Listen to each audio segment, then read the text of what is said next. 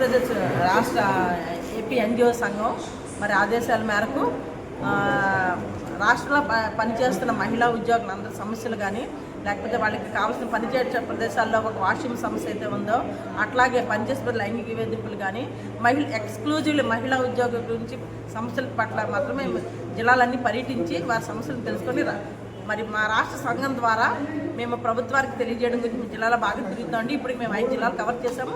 దానిలో భాగంగా శ్రీకాకుళం ఇచ్చాము. అలాగే మాకు జిల్లా ఉమెన్ వింగ్లు తాలూకా యూనిట్లో కూడా ఉమెన్ వింగ్లు అన్నది మాకు బైలాస్లో మాకు రాష్ట్ర నాయకత్వం ఇచ్చింది.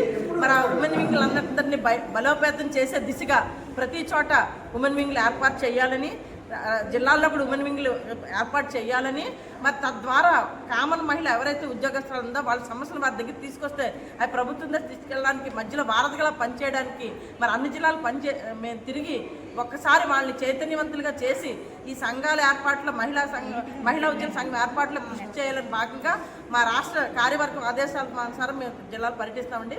మేము ప్రస్తుతం శ్రీకాకుళం జిల్లా వచ్చాము. మరి ఇక్కడ కూడా సమస్యలు అయితే ఏమీ లేవు, కానీ చిన్న మరి వాష్రూమ్స్ అట్లా కూడా అన్నిటి విషయాలు కూడా చైతన్యంగా ఉండాలని మరి ఉద్యోగం చేసి పనిచేయడం ప్రదేశాల వారికి కూడా మాకు ఒక సుప్రీంకోర్టు ఆదేశాల ప్రకారం పనిచేసే చోట్ల వైద్యులు మాకు కమిటీలు ఏర్పాటు చేయమని ఉంది. ఆ కమిటీలు కూడా మీరు ఏర్పాటు చేసుకోండి, మనకు ఒక కమిటీ ఉన్నది, సమస్య వస్తే కమిటీలో వీళ్ళు మెంబర్లు ఉన్నారు అని తెలియజెప్పే భాగంగా కూడా మేము తెలియజెప్పాం.